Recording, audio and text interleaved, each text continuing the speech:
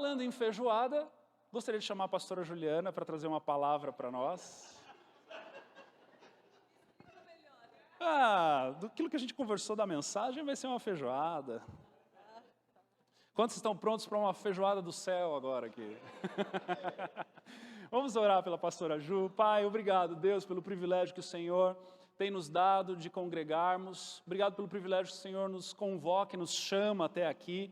Obrigado pela Tua palavra, Senhor Deus, que é viva e eficaz, mais cortante do que uma espada de 2 gumes, é lâmpada para os nossos pés, luz para o nosso caminho.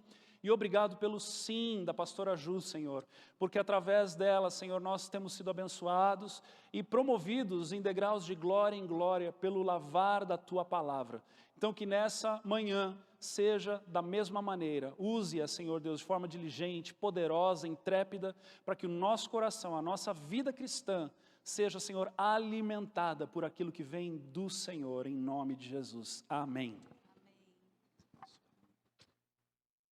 Amém, glória a Deus, que bom estar aqui. Bom dia, amados. Que alegria estar aqui com vocês nessa manhã. Que louvor, que presença, que delícia. E é tão bom ver a casa cheia, a igreja toda reunida, todos juntos, muito gostoso.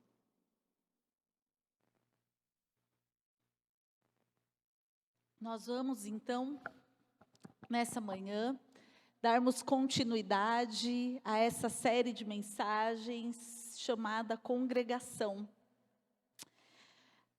Ao longo desses 3 últimos domingos, nós somos ministrados em relação ao caráter de Cristo.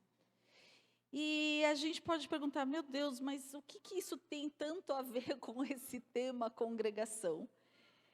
Tem tudo a ver, porque congregação significa a reunião de pessoas que estão submetidas a um único propósito, ao mesmo propósito.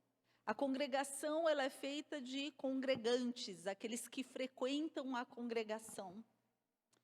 E nesse caso, e no nosso caso, nós estamos falando do corpo de Cristo, nós estamos falando que nós nos congregamos para adorar ao Senhor, para exaltar ao Senhor, para aprender do Senhor.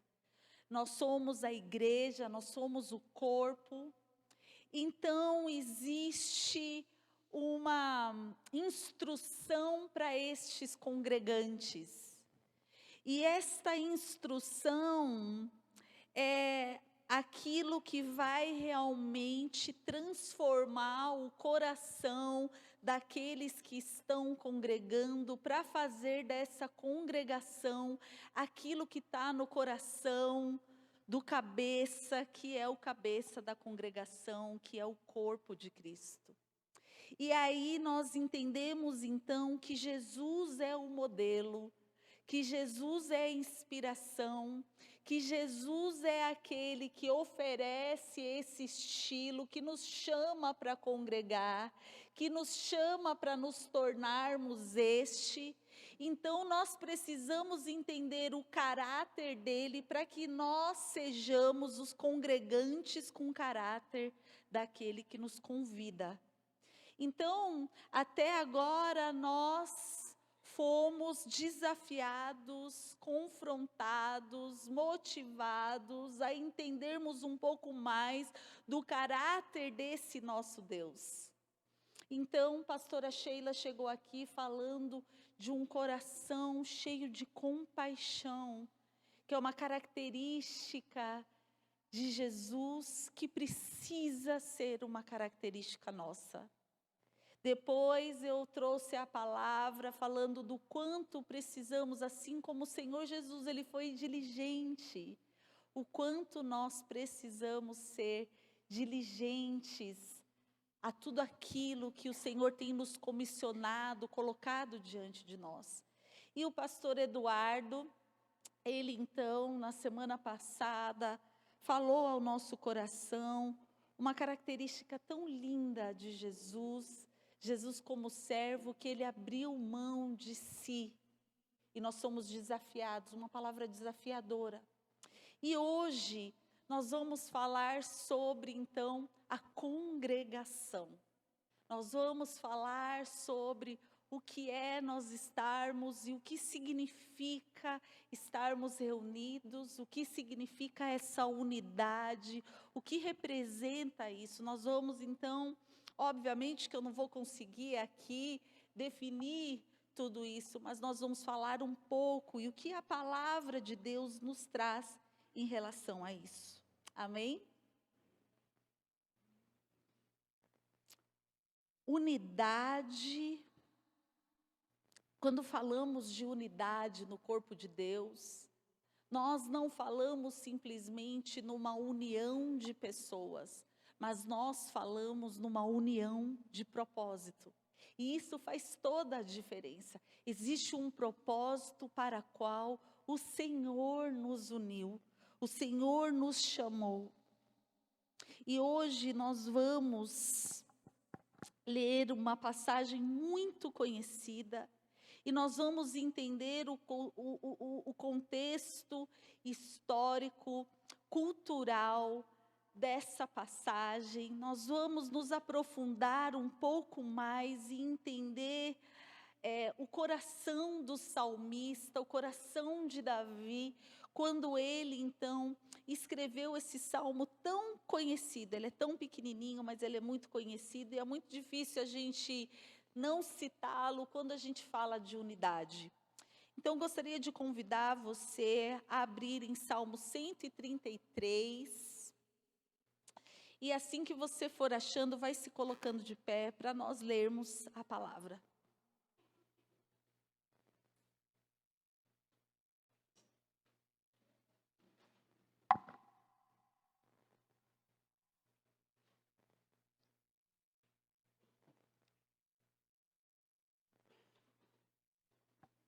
Diz assim: ó, como é bom e agradável quando os irmãos convivem em união.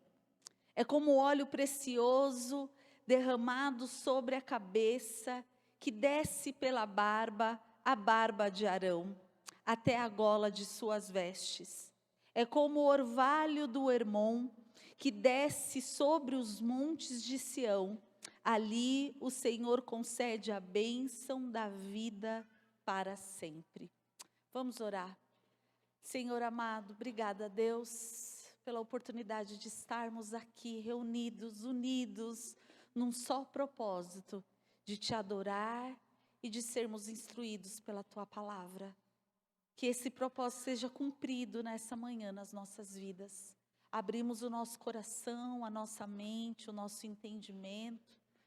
Que essa palavra, Senhor, possa cair em terra fértil, em terra afofada. Que não haja distrações, Senhor. Nem aqueles que estão, de repente, lá no fundo. Que eles possam estar, Senhor, totalmente conectados à Tua palavra. Que possamos aquietar o nosso coração nesse momento para recebermos da Tua instrução. Esse é o nosso desejo. Em nome de Jesus. Amém. Amém, queridos. Então, aqui, esse salmo, a gente precisa entender um pouco do contexto que Davi escreve esse salmo. É muito interessante porque nós sabemos da jornada do povo de Deus. Deus decide, Deus escolhe, não é? Nós sabemos que existia um plano ali em Gênesis e o homem decide não obedecer, não seguir a instrução. Adão e Eva, então, decidem conhecer e ter ali a experiência do conhecimento do bem e do mal, e o pecado entra. E o Senhor não queria que isso acontecesse. E aí nós vamos entendendo através da palavra de Deus o Velho Testamento inteiro apontando para o Senhor Jesus, aquele que estaria nos reconciliando, nos reconectando. E em todo esse percurso, nós entendemos como o Senhor fez, e o Senhor escolhe Abraão, e Ele diz que através da descendência de Abraão, o povo dele nasceria um povo, que seria um povo enorme, um povo incontável. E sabemos então que começa essa história dos patriarcas Abraão, Jacó, Isaac, Jacó. Jacó tem 12 filhos, e aí entre esses 12 filhos tem José. José é vendido como escravo. Vamos ali, numa linha, vamos fazer uma viagenzinha, para a gente entender algumas coisas aqui. José é vendido como escravo, ele fica ali no Egito, e ele supera uns perrengues absurdos, 14 anos de perrengue, até que o Senhor o levanta como governador. A terra inteira, todo mundo está passando fome. Canaã, onde Jacó estava lá com seus 12 filhos, estava tudo muito difícil em Israel.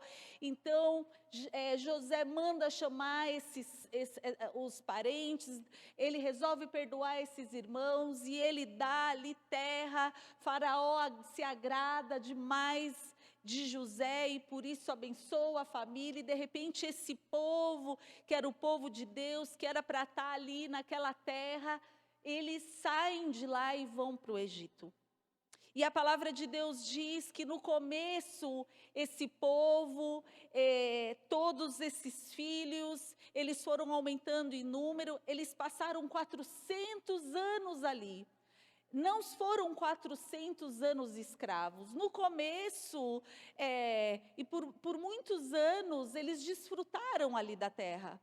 Mas como a promessa de Deus havia dito que seria muita gente, um faraó que estava ali reinando, governando, já não lembrava mais de José, a palavra de Deus diz, e ele começa a observar que o povo hebreu estava crescendo demais, era muita gente, a galera estava aumentando, e ele falou, estou com medo disso daí, porque eles estão crescendo demais, daqui a pouco eles vão dominar, daqui a pouco eles vão ser maiores do que a gente, isso está perigoso, então vamos colocar essa galera de escrava, vamos segurar, vamos conter esse povo. E de repente o povo hebreu, o povo de Deus, o povo escolhido, se viu cativo, se viu ali escravo. Então o Senhor, numa história maravilhosa, porque José nasce num momento de perseguição, a mãe dele coloca ele num balaio, coloca no rio, esse rio vai levando até que chega em Faraó. Faraó, então, a mulher lá de Faraó pega ele, resolve criar Moisés como um filho de Faraó. Então Moisés conhece toda a cultura, sabe como que as coisas acontecem, é um cara que é instruído, aprende a ler, a escrever, ele se destaca ali, mas de repente ele começa a perceber que o seu povo era muito oprimido, muito opresso, e num momento de fúria ele vai lá, mata um dos soldados que estava ali oprimindo um dos seus, e ele então foge para o deserto, e chega no deserto, Deus tem um encontro com ele com a sarça ardente, chama Moisés e fala, você precisa voltar para lá e libertar todo o meu povo, porque eu tenho uma promessa para o meu povo. Então Moisés vai lá, resgata a galera, e leva esse povo todo num momento muito incrível da palavra de Deus. Está ali em Êxodo, que é maravilhoso, o mar se abre, a galera passa, aí o mar fecha e mata todo mundo, e é demais essa passagem toda. E aí Moisés se vê com o povo no deserto, e ali então o Senhor começa a dar uma instrução para esse povo. Era muita gente, era mais de 2 milhões de pessoas, só de homens, né? Então se juntasse mulher e criança, eram 5 milhões de pessoas, isso é muita gente. Então o Senhor dá uma instrução para dividir essa galera toda em 12 tribos. Essas 12 tribos, elas eram representadas pelos 12 filhos de Jacó, que na verdade eram 11 filhos de Jacó, e 2 filhos de José. José não entra, então aí você faz a conta, como 12 se deu 13, é que na verdade tinha a tribo de Levi, e a tribo de Levi, eles eram aqueles que cuidavam do templo, que faziam toda a manutenção do templo, e por isso eles não tinham uma terra. Não existia divisão para essa tribo. Então, a terra ali, a terra não, né? No deserto já começou então essas tribos estarem todas distribuídas ali, e a galera então fazia parte de uma tribo, e o Senhor deu a direção de construir o tabernáculo. E o tabernáculo de Deus então foi ali, ele deu toda uma instrução, os 10 mandamentos foi ali, toda a lei foi colocada ali diante do povo. Então o povo começou a ter um parâmetro do coração de Deus. O coração de Deus começa a ser revelado por aquele povo, e o povo então começa a entender muito mais da fé desse Deus que tinha feito maravilhas através de Moisés, das pragas, de como saiu, do mar que abre, e aí eles chegam ali, é maná para eles comerem, é uma nuvem para proteger, é coluna de fogo para aquecer, e eles começam a viver algo muito tremendo, muito sobrenatural. E amados, e essa história então vai se desenrolando. O Senhor então ali decide e faz o tabernáculo, dá toda a instrução, e levanta Arão como o primeiro sacerdote ali da história. Nós vamos voltar para Arão, mas vamos continuar aí. E aí, amados, Moisés morre, não entra na terra, toda a geração antiga não entra, Josué assume, Josué entra em Canaã, e quando eles conquistam ali a terra prometida através de Josué e a nova geração, eles então assumem aquela terra, e Israel então, a Canaã ali do Senhor, é dividido por essas 12 tribos, e ali então o povo de Deus se estabelece. Quando Josué morre, Josué ele não levantou um novo líder. Josué não estabeleceu, ele não foi um bom discipulador. E a palavra de Deus diz então que o povo começou a se perder.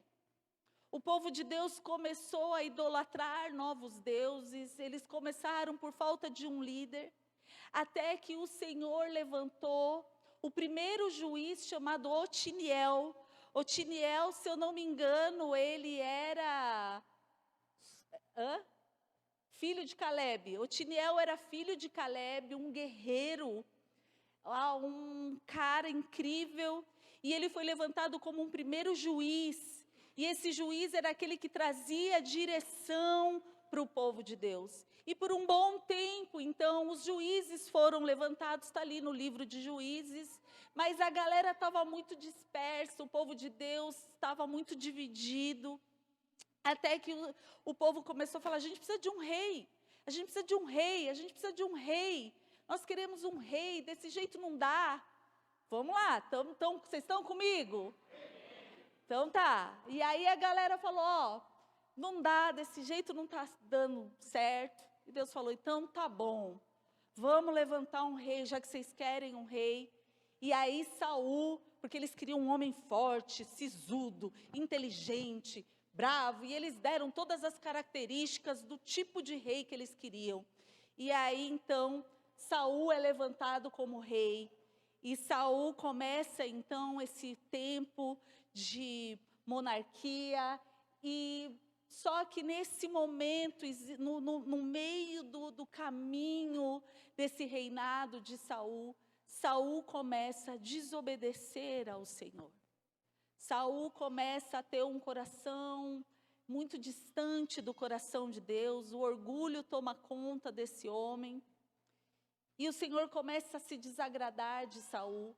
E nesse momento, quando começa um momento monárquico, porque nesse momento, o último juiz Samuel já é levantado como profeta também. Então o Senhor chama o profeta Samuel para ungir Davi rei, enquanto Saul ainda era rei. Então o profeta vai até a casa de Natã, nós conhecemos essa história, e é muito interessante porque todo tudo aquilo, toda a aparência física, tudo aquilo que o povo queria de um rei, um homem forte, sisudo, tal, tararara. A gente sabe que o profeta chega lá na casa e começa a vir os irmãos de Davi, uns grandões, e o profeta olha, é esse. Aí Deus fala, não, não é esse não. Aí vem um grandão, não, não é esse não. Aí ele fala, meu Deus, tem mais algum? Tem lá o pequenininho, Davi, está lá cuidando das ovelhas, tal, que não sei o quê. E aí manda, não, chama ele. Aí chega lá o grilinho, o menininho, mirradinho, e o Senhor fala, é esse daí. É muito incrível aquilo que Deus faz, porque Ele sempre nos confronta, Ele sempre fala conosco, porque a gente é muito de olhar para a aparência, de olhar aquilo que parece, mas não é. E Deus é aquele que tem realmente o discernimento de discernir aquilo que realmente é, em essência, né? Então, ali, ele é ungido, mas passam-se muitos anos, eu acho que 18 anos, do momento que Davi é ungido, até o momento que Davi assume o reinado. E a gente sabe que Saul morre, e nesse momento que Saul, ele morre, muitas pessoas, colocam, preste atenção nisso, porque é esse momento que eu queria chegar. A gente fez essa viagem toda para chegar agora aqui. Existe um filho sobrevivente de Saul. E esse filho se chama Isbosete. E em muitas tribos, das 12 tribos, em Manaim, que era uma das tribos, eles instituíram Isbosete, que era um filho de Saul, como rei. Mas em Judá, aonde se concentrava, onde o tabernáculo estava lá, foi estabelecido Davi como rei. Então, o que acontece, meus amados? Uma divisão muito grande está sofrendo Israel no momento que Davi assume o trono. As tribos estavam numa guerra civil. Guerra é uma coisa muito terrível. A guerra civil, ela é pior, ela é mais terrível porque são os próprios, as pessoas da mesma nação, as pessoas do mesmo lugar, guerreando umas contra as outras. E para piorar o cenário, nós estamos falando do povo de Deus guerreando entre si. Nada poderia ser pior. Era um contexto muito terrível, o contexto do qual Davi assume o trono de Israel. Ao ponto de que as pessoas não podiam vir mais cultuar ao Senhor. O tabernáculo continuava sendo num lugar que depois vira, um templo, mas continuava sendo somente um lugar. Por conta dessa guerra civil, as outras tribos não vinham. O coração do povo, então, estava super distante. Até que, amados, isso dura 2 anos. 2 anos, Davi começa, então, a conquistar. As pessoas começam a entender o quão estrategista o Senhor que o ungiu começa a favorecê-lo nas batalhas, nas conquistas, até que aquele povo começa a compreender que Davi era um rei reconhecido, ungido e levantado pelo próprio Deus. E depois de 2 anos, Israel se encontra em paz novamente.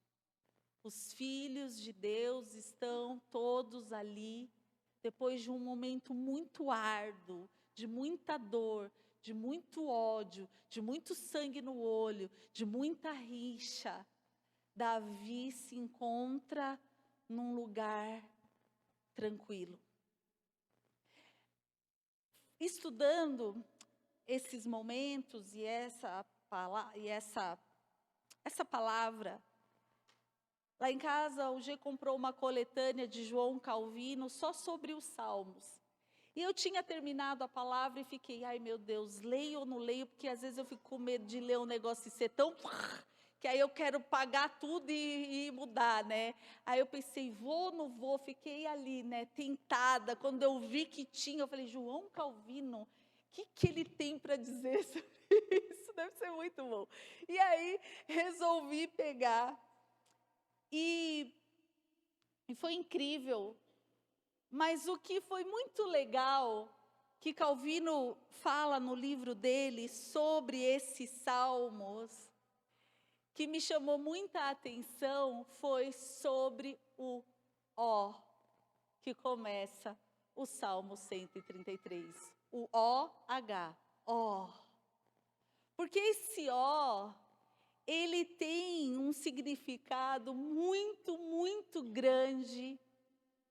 Por causa, a gente só consegue entender a profundidade desse ó quando a gente entende o momento que esse salmo foi escrito.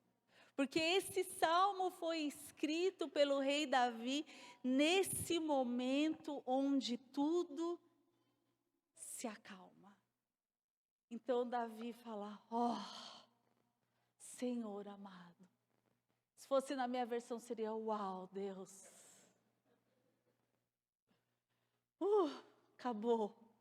Então ele começa, ó, quão bom e agradável, quão bom e agradável quando os irmãos convivem em união.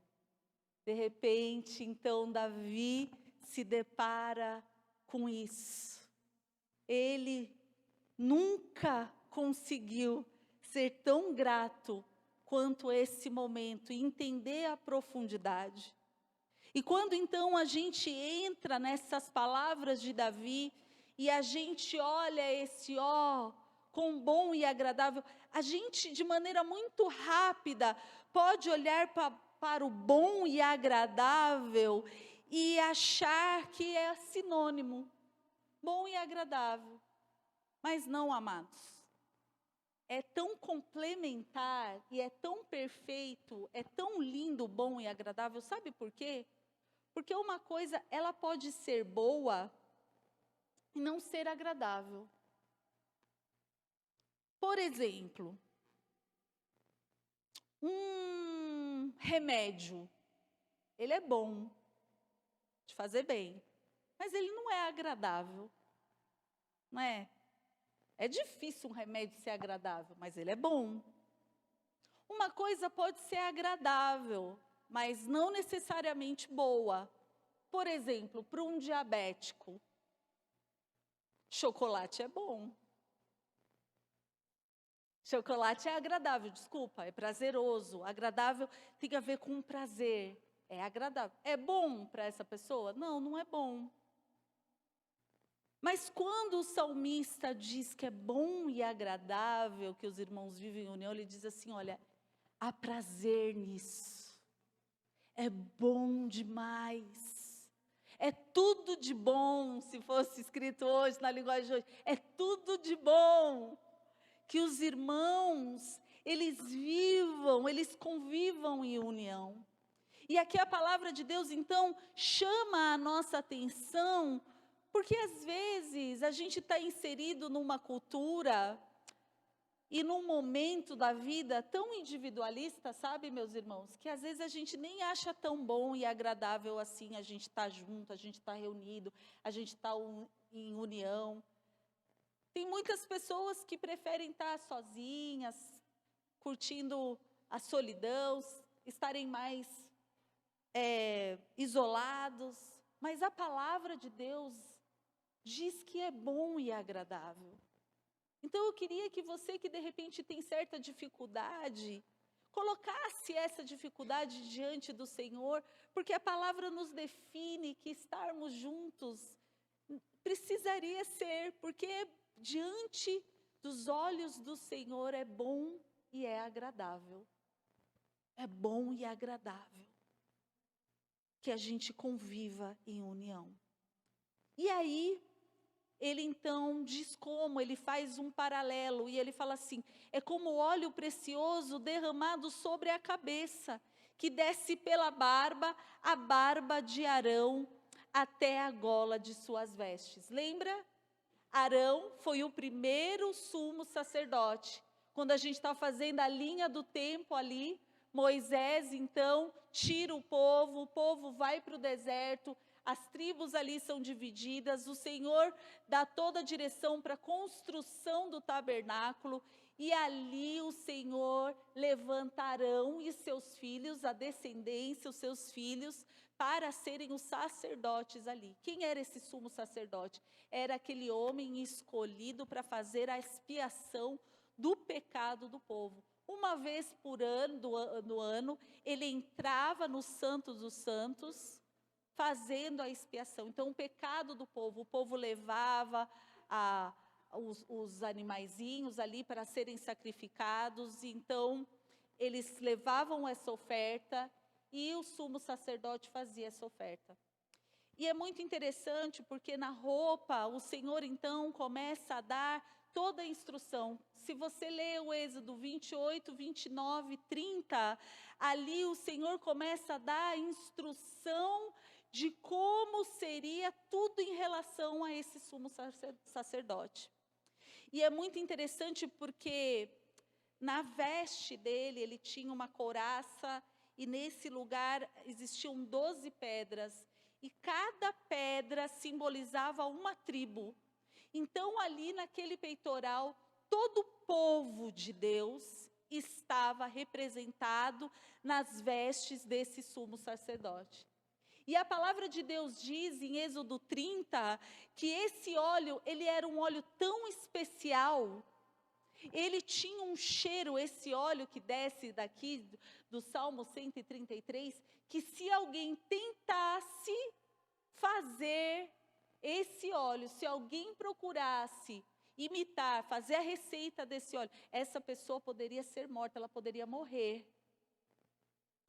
Porque era exclusivo. Era algo que o Senhor queria que fosse exclusivo, porque esse óleo que descia sobre a barba de Arão, que descia sobre a orla, que descia essa unção, e o povo de Deus representado pelo sumo sacerdote, que depois, amados, esse sumo sacerdote representa quem para nós?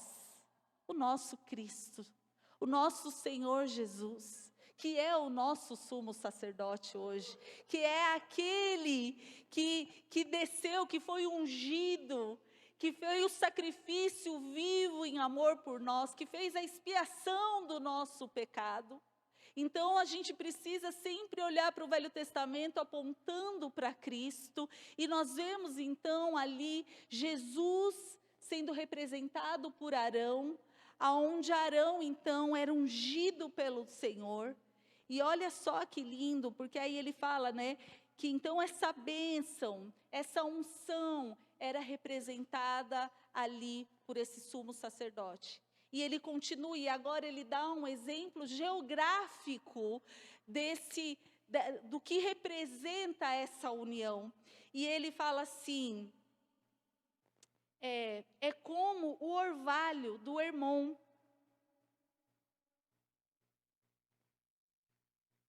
No versículo 3, é como o orvalho do Hermon, quando desce sobre os montes de Sião. Ali o Senhor concede a bênção da vida para sempre. Eu confesso a vocês, eu não sei se você como eu sempre imaginei que o Monte Hermon fosse próximo do Sião. E que aí, só que um era mais alto do que o outro, e aí o orvalho que descia de um já derramava no outro. Eu tinha isso na minha cabeça, eu achava que era assim. Não sei se você já parou para pensar nisso, mas eu sempre pensei que eles eram próximos ali, um do outro. E para minha surpresa, o Hermon, ele fica no extremo norte da Palestina. Ele fica muito, muito longe, e ele é um monte altíssimo.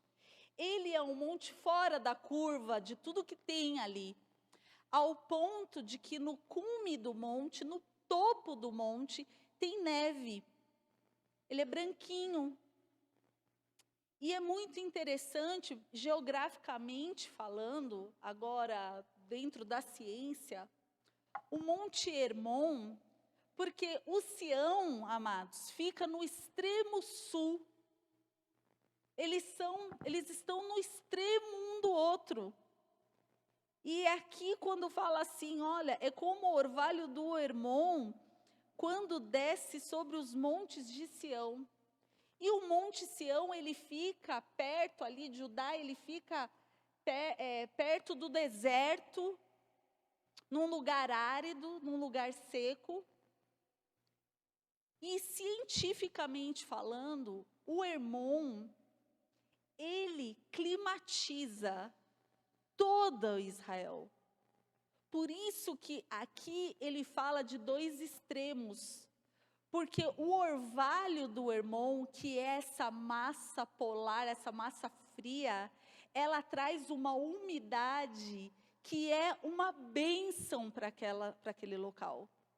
Que se não fosse o Hermon, para toda Israel, seria muito complicado as condições climáticas daquele lugar. Olha só que incrível isso.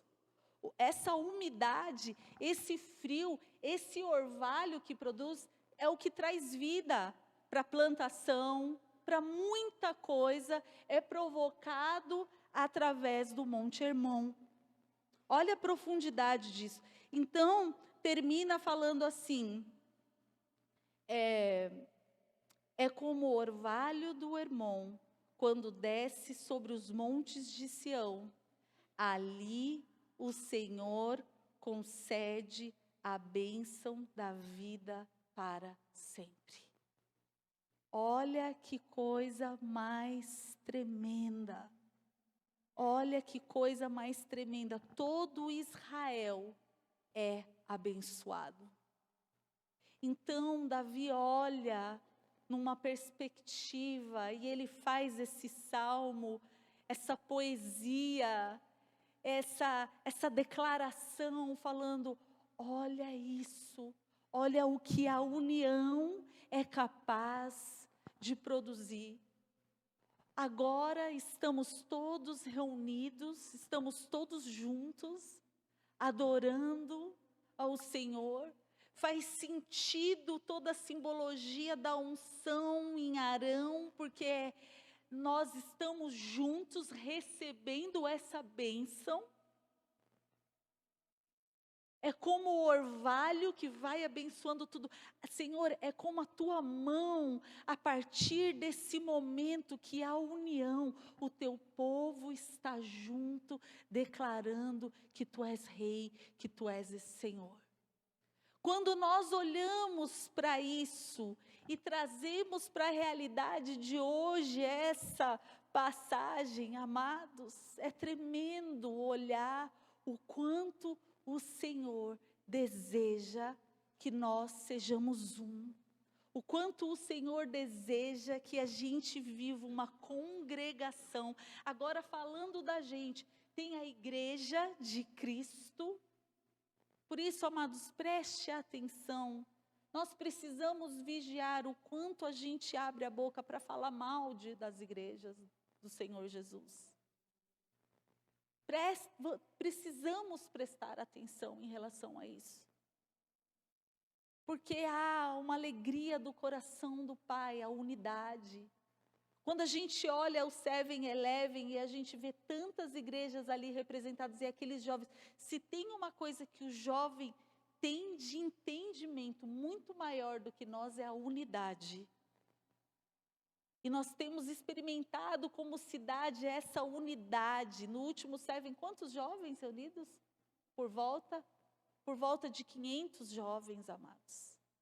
Isso é maravilhoso. 10 igrejas representadas ali, mais de 10 igrejas representadas. A coisa mais linda. E aí, se tratando de nós aqui, falando da gente, falando de refúgio, Amados, há uma unção da parte do Senhor quando a gente decide viver unidos. Unidos num só propósito. Nós sabemos que há um levante muito grande do inimigo para que isso não aconteça. Há um levante muito grande do inimigo para que isso não aconteça. Em João, no capítulo 17, versículo 21, diz assim: porque para que todos sejam um, Pai, como tu estás em mim e eu em ti. Aqui então, esse versículo, ele diz assim, olha, para que todos sejam um, assim como Cristo, assim como a Trindade é um, é importante que nós sejamos um. Pode colocar o próximo versículo? Que eles também estejam em nós, para que o mundo creia que tu me enviastes. Pode pôr tudo? Ele inteiro? Ah, é de um em um? Então tá. Então volta lá, vamos ler de novo. Para que todos sejam um, Pai, como tu estás em mim e eu em ti, que eles também estejam em nós, para que o mundo creia que tu me enviastes. A palavra de Deus diz que o mundo vai crer que o Pai enviou Cristo quando eles assistirem à nossa união. Olha o poder da nossa união. Olha quando nós nos reunimos, congregamos, levantamos uma congregação com um único propósito de propagar, de fazer o nome do Senhor conhecido. É assim que eles verão e reconhecerão. Olha que coisa maravilhosa, amados. A palavra de Deus, ele começa a falar conosco sobre a tentativa do inimigo de fazer dividir, de fazer dissipar. Ali naquela passagem que o ladrão vem para roubar, matar e destruir, amados, não é fora, é dentro. A tentativa é aqui, é no meio de nós. Porque se de alguma forma o inimigo conseguir enfraquecer a nossa comunhão, ele está enfraquecendo o corpo de Cristo. Por isso que a gente precisa cuidar do nosso coração. A palavra em Hebreus, capítulo 10, versículo 25, se você puder aí, por gentileza, abrir, colocar no telão.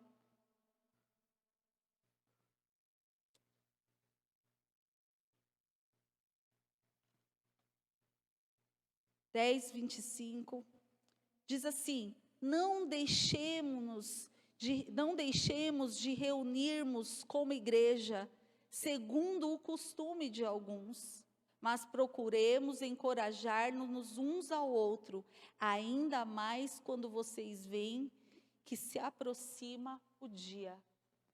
Olha isso. Não deixemos-nos de reunir como é costume de alguns, mas procuremos-nos. Aqui na NVI a versão diz encorajar-nos.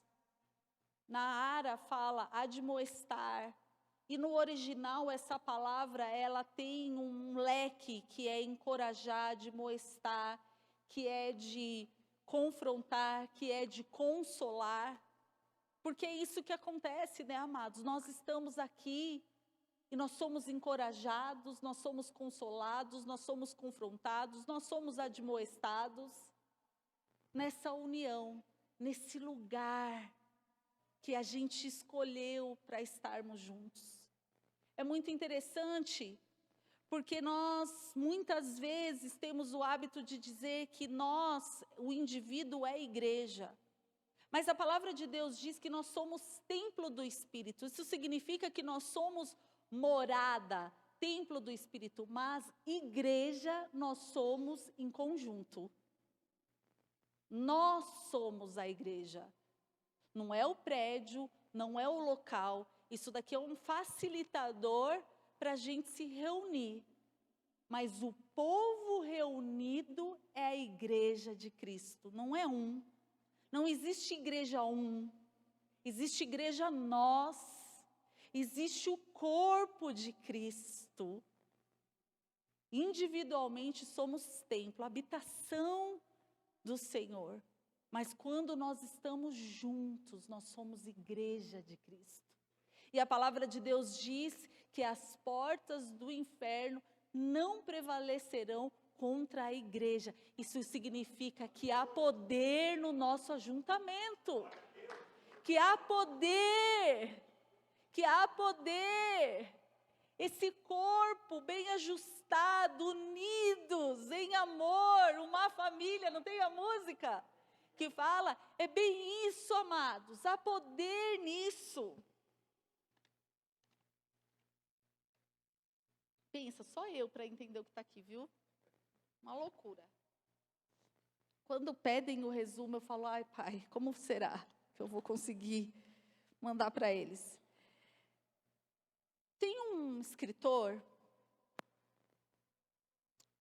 ele escreve para crianças, na verdade, minto, ele escreve para pais, para instruir crianças. É um escritor norte-americano chamado Ted Tripp, e ele tem alguns livros que são muito conhecidos nos Estados Unidos e aqui também, que ele, então, é um livro incrível, você, pai, mãe, olha, a gente precisa se inteirar e comer, engolir esse livro, porque ele trata de assuntos muito importantes no nosso coração, em relação à educação de filhos e o nosso coração em relação aos filhos.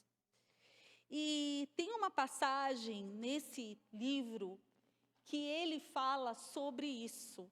Ele fala sobre a comunhão, ele fala sobre nós estarmos aqui, ele fala sobre o domingo, ele fala sobre essa congregação, ele fala sobre essa reunião, como é maravilhosa. E a gente não tem o costume de fazer isso, mas eu não poderia não ler um trecho, esse trecho no livro, que ele fala sobre comunhão, congregação. E eu queria pedir para você se colocar de pé para a gente ler isso, não em reverência, mas porque vai fazer todo sentido. E aí eu quero pedir para o grupo de louvor já vir para cá.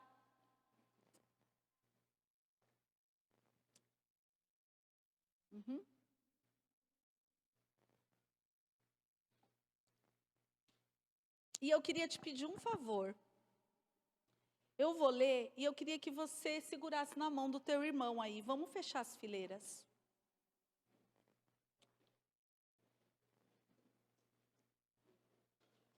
E eu queria o máximo da tua atenção. É um pouquinho longo, mas é incrível, amados. Ele então vai falar dentro de um contexto como se nós estivéssemos lá fora numa guerra. Porque há uma guerra lá fora que a gente tem que passar todos os dias. E esse momento aqui, então, é como se a batalha houvesse terminado nesse dia. Interrompemos por um instante a interminável luta contra o nosso inimigo. Vivemos por um dia como se já fôssemos vitoriosos. Semelhantemente aos guerreiros que retornam de uma batalha, nos aglomeramos nos átrios de nosso rei. Assentamo-nos para o banquete que ele nos preparou e aguardamos ansiosos o dia em que a batalha acabará, quando o último inimigo cairá, quando o governo do nosso rei será imposto a toda a natureza criada, quando a noite eterna será banida para sempre e o caos apavorador será extinguido. Naquele dia, os inimigos cairão e jamais se levantarão novamente. É assim que nos aproximamos, como conquistadores. Nos ajuntamos aos outros à mesa, nos regozijamos em nosso Rei vitorioso e descansamos. Por um breve momento, não estamos mais rodeados de inimigo por todos os lados. O mundo todo não está lutando contra nós ou tentando destruir nossa determinação. Estamos rodeados de companheiros, nossos irmãos de guerra, heróis da batalha. Exultamos por estarmos juntos a heróis como esses. Conhecemos o inimigo aterrorizante que eles têm enfrentado. Sabemos quão violentamente foram oprimidos, como mantiveram os seus propósitos, o quanto se empenharam, o quanto confiaram no poderio de seu rei nas horas mais escuras. Como venceram o inimigo, como se esforçaram pela glória de seu Senhor, como procuraram conformar o mundo a um padrão que trouxesse honra a Ele. Semelhantemente, eles conhecem os terrores que vimos na batalha. Quando fomos entristecidos, quando nos tornamos fracos, lutaram a nosso lado contra o inimigo. Quando nosso coração nos levou a falhar, eles nos fizeram olhar para o modelo majestoso de nosso Senhor. É por essa razão que nos reunimos agora, irmãos de guerra, não para lutar, e sim para ter comunhão, para nos encorajarmos e nos gloriarmos juntamente em nosso Rei. No primeiro dia da semana, amanhã, retornaremos à batalha. Estamos renovados, nossa armadura está consertada e ainda mais resistente. Nosso coração, que de outro modo desesperaria em tão árduo conflito, se tornou mais forte. Nossos ferimentos foram tratados e curados. Saímos a guerrear para a glória de nosso Rei. E não estamos fadigados, não estamos desencorajados, não cedemos ao território, ao nosso inimigo, mas avançamos, aguardando o domingo vindouro e ansiando pelo nosso descanso eterno. Aleluia, aleluia. Dá um abraço no teu irmão, meu amado, e fala: obrigado, nós estamos juntos nessa. Obrigado, guerreiro, guerreira do Senhor. A tua luta é a minha luta. Diga: a tua luta é a minha luta. A tua batalha é a minha batalha. Oh, te adoramos, Jesus. Te adoramos, Jesus.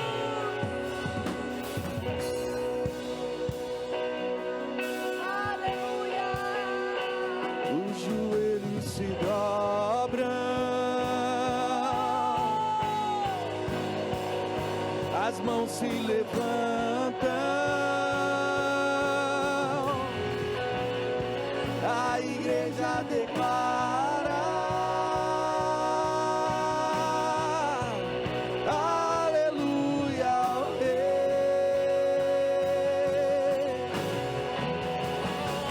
E as trevas recuam,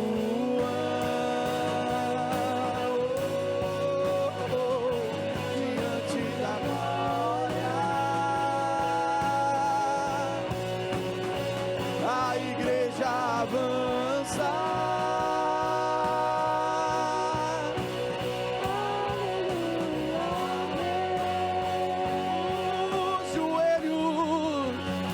Os joelhos se dobram,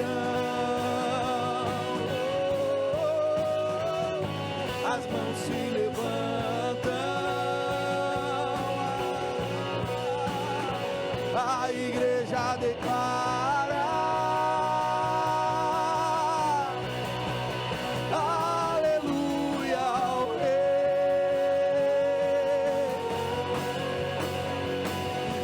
as trevas recuam diante da glória. E a igreja avança. Aleluia ao Rei.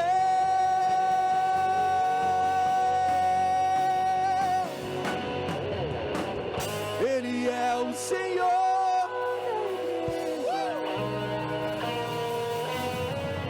Ele é a cabeça do corpo. Ele é tudo em todo. Ele é tudo em todo.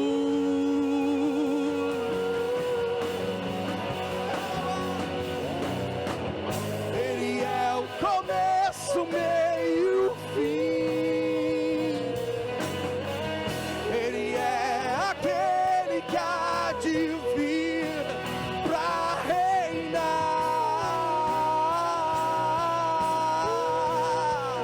Ele reinará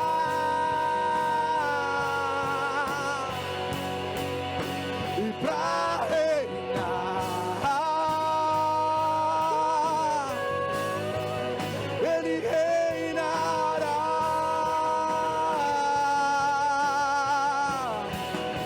e pra reinar,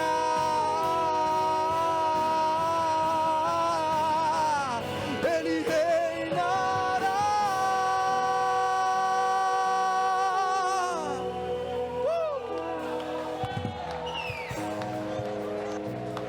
Aleluia. Dá a mão pro teu irmão aí, meu irmão. Dá a mão. Coloca aí Salmo 133 de novo no telão. E nós juntos iremos então com entendimento mais profundo. Aí nessa versão não tem o ó. Eu não me conformo que não tem o ó. Nós vamos ler com ó, tá bom? Com todo o teu entendimento, com toda a tua voz, vamos ler juntos. Ó, com bom.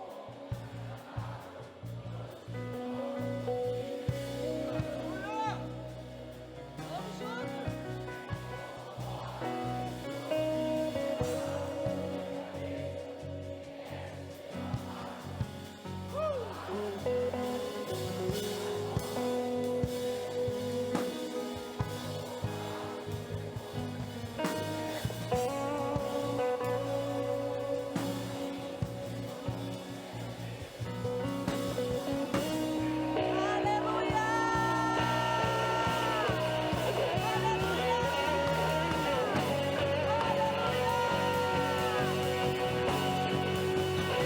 Os joelhos se dobram, Jesus, as mãos se levantam. Declara, igreja, vamos!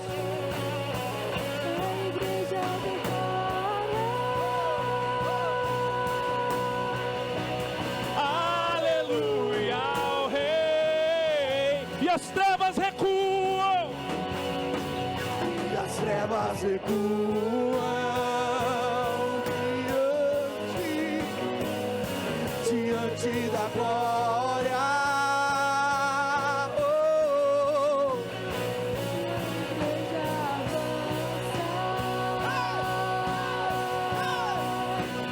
aleluia ao Rei.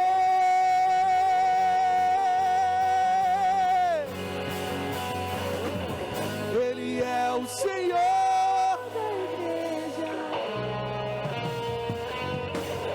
Ele é tudo em todos. Ele é tudo em todos.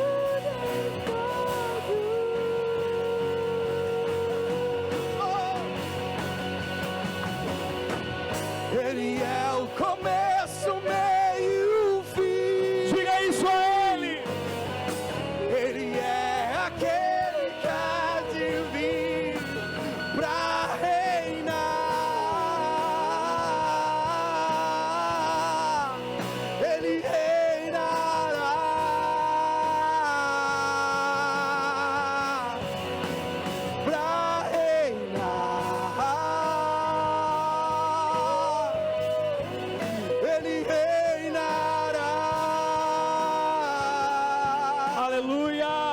Você pode aplaudir ao Senhor. Reina. Glória a Deus. Olha para a pessoa do teu lado, de preferência não o teu cônjuge, tá bom? De preferência não o teu cônjuge. E olha nos olhos e diz assim: a tua luta é a minha luta. Aleluia! Glória a Deus. Antes de nós orarmos, temos 2 avisos para fazer. O primeiro é que nós conseguimos o Pix do Serene, então você pode fazer o pagamento em Pix da feijoada, tá bom? E o segundo aviso eu vou deixar ela dar, que é mais legal ainda. Amados, domingo que vem é domingo de ceia.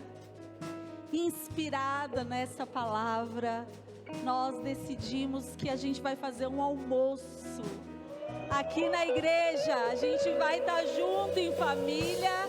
O culto acaba, é domingo de ceia, a gente vai ceiar junto, um almoço.